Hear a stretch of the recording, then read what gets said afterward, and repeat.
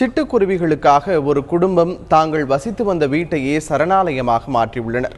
நெல்லை மாவட்டம் திசையன்விளை அருகே உள்ளது நாடார் அச்சம்பாடு கிராமம்.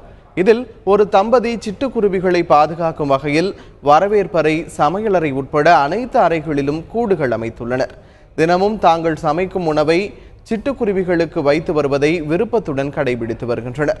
வெளியூர் செல்லும் போது வீட்டின் ஜன்னல்களை திறந்து வைப்பதுடன் சிட்டுக்குருவிகளுக்கு கம்பு, திணை, அரிசி, தண்ணீர் ஆகியவற்றை வைத்துவிட்டே செல்கின்றனர்.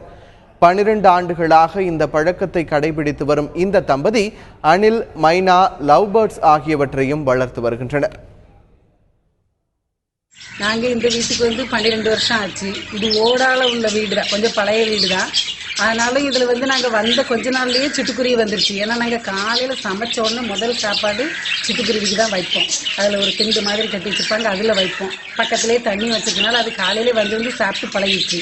அது பழகினதுலேருந்து அப்படியே கூடும் கட்ட ஆரம்பிச்சிருச்சு.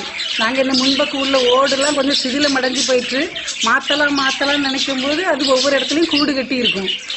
முட்டை போட்டிருக்கோம், அடை காக்கும். அந்த நேரம் இப்போ போய் ஓட பிரிச்சா அது களைஞ்சிருமே, ஓடிருமேன்னு சொல்லிட்டு இப்போ பார்ப்போம், அப்புறமா போட்டு இன்னுமே நாங்கள் டிலே பண்ணிட்டு இருக்கோம். இன்னும் இந்த பக்கம் ஓட்ட நாங்கள் இன்னும் மாற்றவே இல்லை. தண்ணி பாத்திரத்துல தண்ணி கம்மியாக இருந்ததுன்னா எப்போவுமே தண்ணி நிறைய வைப்போம். அப்போ தான் அது குடிக்க கொஞ்சம் யூஸாக இருக்கும்.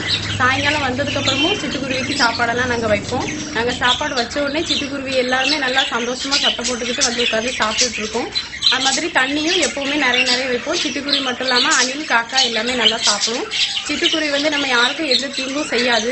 அதனால யாரும் சிட்டுக்குருவியை அழிக்கணும்னு நினைக்காதீங்க. நீங்களும் உங்கள் வீட்டில் நல்லா போட்டு வளர்த்தீங்கன்னா அது எல்லாமே ரொம்ப நல்லா தானே இருக்கும். அதனால எந்த பாதிப்பும் நமக்கு வராது.